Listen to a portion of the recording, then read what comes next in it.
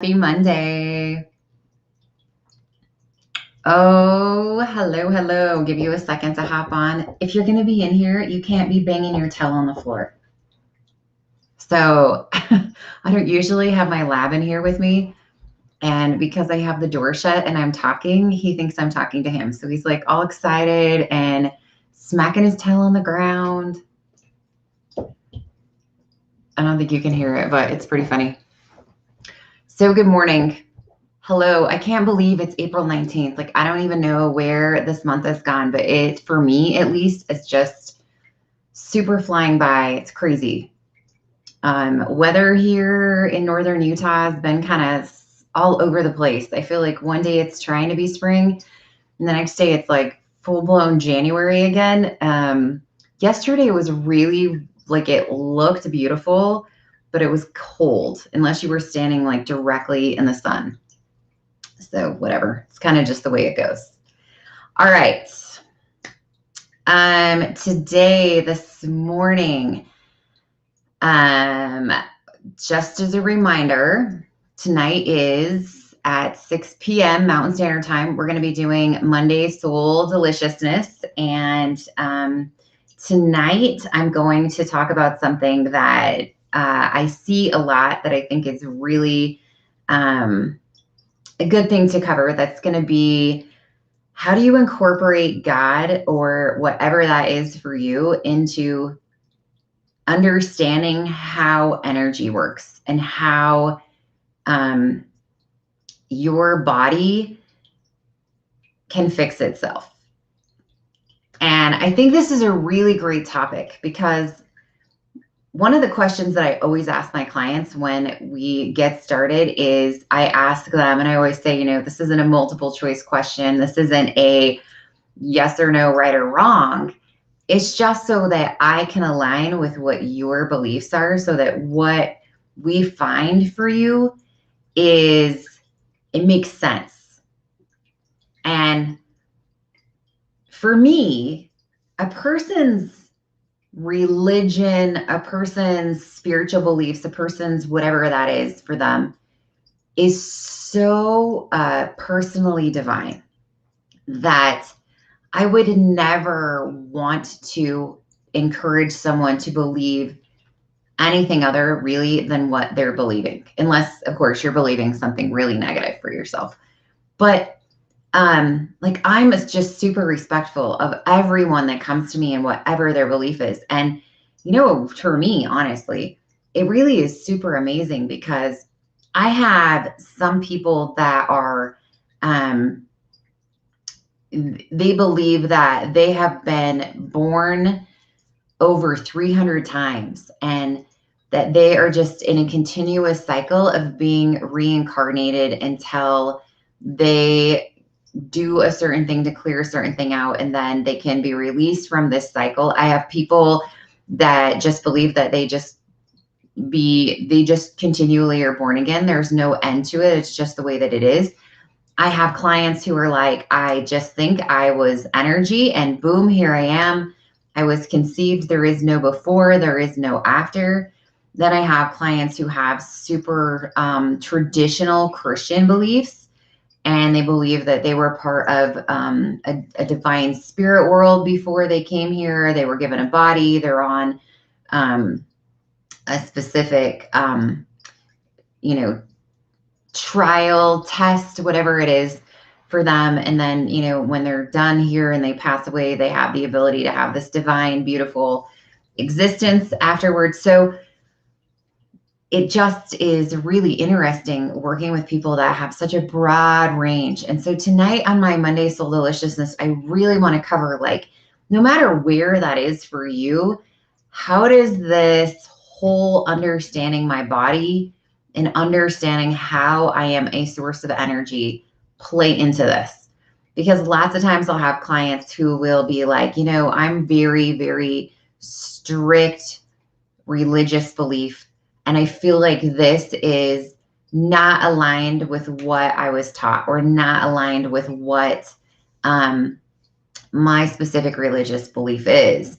And so I'm going to show you how, no matter what that is for you, this is a beautiful thing. It is a beautiful understanding on a different level than what you get drilled into your head when you go through grade school.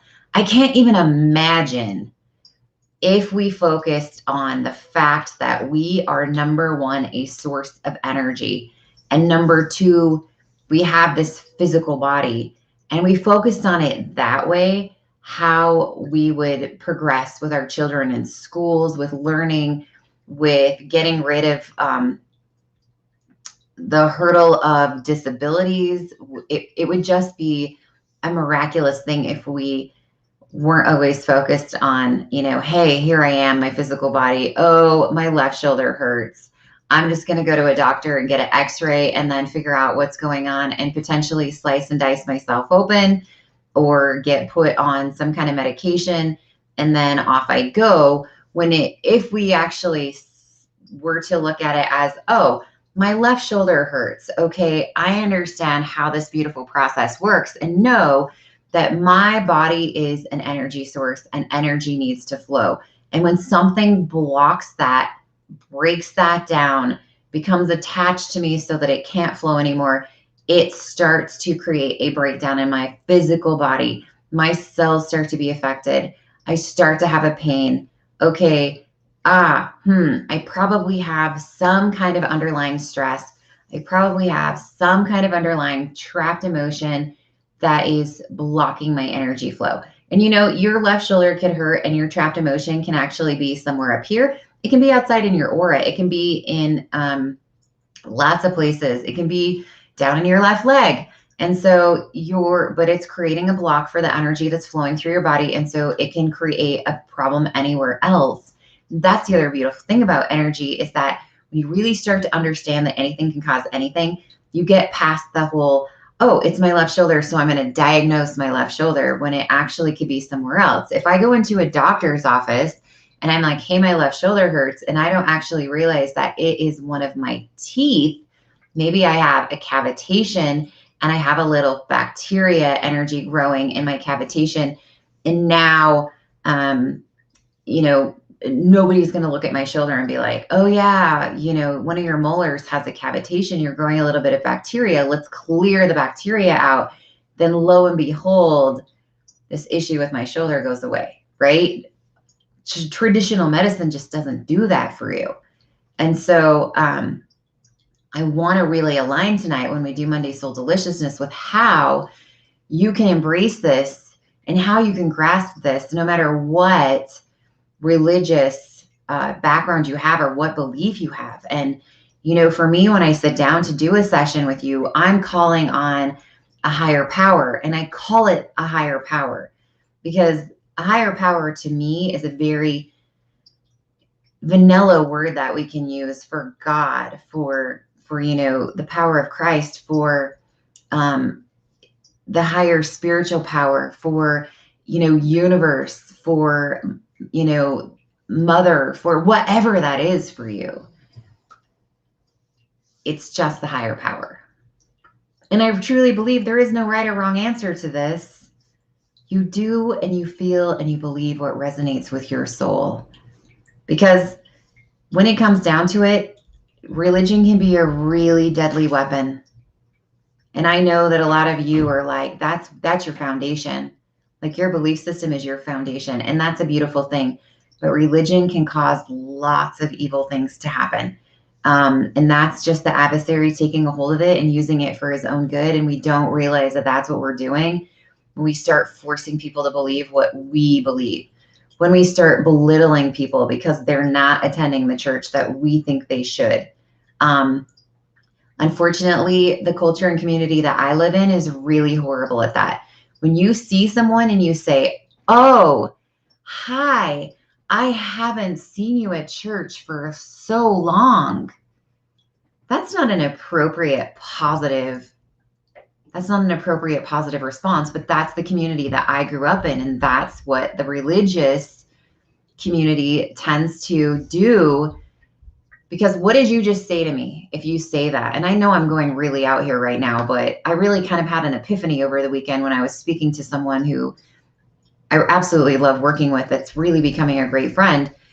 And she said, she said something to me. And I'm sure I wrote it down, but I was like, you are so true. We write with this.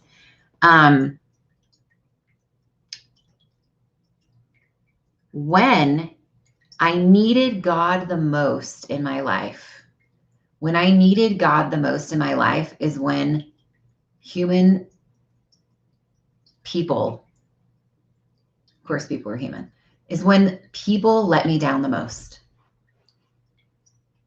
That really struck a bell with me. I'm going to say that again because it really was like, man, I really think that's what my book needs to be about. It's going to ruffle some feathers, but it really is, because I'm going to say it again. When I needed God the most is when people let me down the most. And I really had a really eye-opening experience with organized religion. And I was like, man, there is a lot going on here that does not resonate with my soul. This is not how we should treat people. If a person is not following the checklist of do not be chewing on my cord, if the person does not follow the checklist exactly and their life isn't going perfectly, then we tend to shun them. And you know what? You can sit back and I know, even especially here where in my religious community, the nature is we go to church every Sunday. But honestly, be honest with yourself. Do you really feel like someone can stand up in your congregation and talk about their child getting arrested for cocaine the night before? And do you really feel like they feel comfortable with that? I mean, you can tell yourself yes, but I'm going to tell you from my perspective, I wouldn't have. I don't. Because I've been taught that, wow, as a parent, I must have done something wrong at some point, because why is my child doing this when they should be engaging in religious things? And we put our kids up on a pedestal in the religious community when they're following the track right. And in my church, they're going on a mission and they're getting married in the temple and they're following all these standards. And now this is just my religious background, and I'm not picking on my church. I'm just telling you that this can be a parallel to any organized religion. There are certain things, baptism. I'm not really familiar with everything else that everyone else does, but what happens when your kids don't follow that track? What happens when you don't follow that track? Right? You live in fear because now you're like, ooh, I'm not going to get my eternal whatever because my cards didn't play right. That's a lot of mental trauma.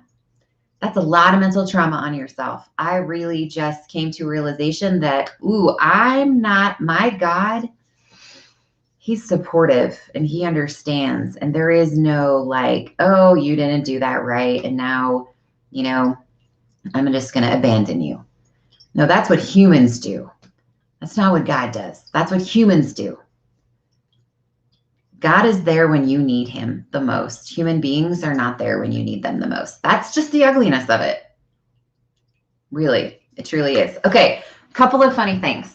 So this weekend, first of all, yes, I know I found the holy grail of makeup. And so I'm super excited to be sharing that with you. If you want a color match for yourself, you can reach out to me, but this stuff is the bomb. So I'm super excited to go to work today and give it the full-blown mask test. But this makeup is so beautiful and so natural looking and so flawless and so easy to use. So I'm excited for that today. I'm praying. This is a little bit of a vain prayer here. I'm praying that I get a notification of when in the world I am going to get my vehicle, because I am currently without a car. So I am driving my kids' super old beat up Toyota Camry to work today that leaks like a sieve. And it sucks to not have a car. I honestly feel like I have got my driver's license taken away because I don't have a vehicle. So it's something that I never thought would be so like emotionally stressful to not have a car, but it's horrible. So basically, I have to figure out how to get to work every day. I have to figure out who's going to take me, who's going to pick me up, how I'm going to go get Tayson, if I need to go to the grocery store. Yeah, like I feel like I'm sort of a prisoner in my own house. But here's the funny thing. So Dave and I go to Walmart yesterday, which is always bad for both of us to go to Walmart and then to have Tayson as well. So I'm kind of like off to the side, and we haven't been there for a little while. And probably because I know that I can't just easily go to the grocery store, I probably stockpiled up on more than normal. So I'm standing off to the side and I forgot my wallet. So I'm making Dave pay, which is just classy, right? And I'm like, what is he doing? Because the lady is, everything's all checked out and I see him running the credit card, but there's one item sitting there still. And I'm like, is something wrong with my like disinfecting Lysol? Like, I don't know what he's doing. And then he's like, so there's a limit. I'm like, a limit to what? He's like, there's a limit to the number of items that you can buy. We may have had 2 carts.